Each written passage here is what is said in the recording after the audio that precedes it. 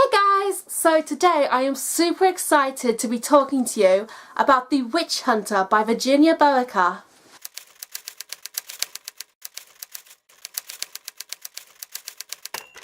So I saw this book and this blurb and this cover about a month ago and I loved it. I was instantly I wanted this book and I went insane. So to get this book I wrote to the publishers and I was like, hi, I'm Lisa, I'm from City of YA Books. I have this many subscribers. My reviews get this many views. And I bigged myself up and I was like, I am the person you want to read your book. And they emailed me back really quickly. They were so nice about it. They were like, oh, we're sorry, we can't email real physical ARCs to the UK yet, but we can give you a copy via NetGalley and we'd be happy to get you one. So I ended up getting a copy and they were super nice about it. They even said, like, if you're ever interested in any of our books, just send us an email and we'll happily get you a copy, which I just think is so sweet and so lovely. Also, the author, Virginia Boaker, is so lovely on Twitter. She replied to all of my tweets and even like the ones I sent at 1 AM when I was still up reading this book, because I stayed up till 4 AM this morning reading because this book is awesome. So this book is about a girl called Elizabeth Grey who is 16. I feel like she should have been maybe a bit older given the dark content matter, but that's just my opinion. And she's a witch hunter. She's a top witch hunter in a country where witchcraft is outlawed. It's against the law to have magic or use witches' herbs. And the kicker is that Elizabeth Grey has had to use witches' herbs to prevent pregnancy because she was forced into an uncomfortable situation with the king. The king! Yeah! See how badly that could end? So, when she gets caught with the witches' herbs, she's sentenced to die on the stake, die at the stake, fire burning, witch burning, Salem, you know the kind of stuff I'm talking about here.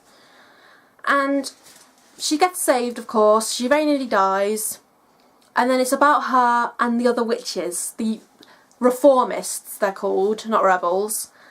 And I've got to admit, the story was amazing, it was fast, it was dynamic, it got right in there with a witch hunt and then with Elizabeth's potential burning, and I just find it drew me in. It was so good. It was short and fast paced, but it was detailed at the same time. It built a world which I just found astounding and I loved, and I just thought this book was super lovely. So this book had a seedy underbelly to it that is sometimes avoided in YA books. I mean, the situation that caused her to have the herbs in the first place is the kind of thing that isn't usually touched upon because people are like, no. But I like that Virginia Boaker went there, and I loved the entire storyline. Just the whole way she'd set up this world worked so well. I mean, I went into this book quite because with the first few pages I was a bit, is this going to be great? But I got in there and it was amazing. I really enjoyed it. So the characters are all fun, dynamic, and she's the master of wit and sarcasm, I feel. I love the witty, sarcastic characters, the girly characters. There's just a character for everything, really, I feel. And, oh, Virginia, you made some lovely boys. Like, literally, if I could just, have a Caleb, a John, and a George for Christmas, that would be all I want. I mean, I already have one boy named George in my bed every night, and that is this guy here. This is George, my bear with no nose, who I've had you for 11 years now. And my mum had him for, I think, 15 years before that. So the two criticisms I can really make on this book would be the age, for one. I feel like at 16, going through what she was going through was a bit too much. I mean, the reason she needed the herbs in the first place, I was 16 when I had my first kiss, and I just feel like it was a very young age. I mean, I know in modern day it's not actually a very young age, 16, but looking back I feel it's very young, and I looked at this character with kid eyes a bit because of that. I all the time I imagine her slightly older in my head. The second criticism I would probably make would be, I feel like in the beginning there was too much info dumping and name dumping. It took me a while to like con on to all the names. I feel like in the first few pages just name after name and position after position was thrown at me, and I was a bit and it did put me off a little bit going into the book, but I swear to God, once you get past those first 2 chapters, you're away. So overall guys, I highly recommend this book. It comes out in 2 months on the 2nd of June. I believe that's the American publishing date. It may be the UK one as well. But when this book comes out, I highly suggest you guys go read it. I loved this book, and I do believe I'm doing the first YouTube review on it. I looked for some others, but no one else has spoken about this book yet, which I find really weird because this book's really good and you guys need to hear about this world, this Salem-esque English kind of world. Just think of like an old English town with Salem witch burnings, and I love that. I'm a bit of a freak where I love creepy morbid things. Like I love the Jack the Ripper murders, I love the Salem witch burnings. I mean, they're all creepy morbid and that, but I am fascinated by them.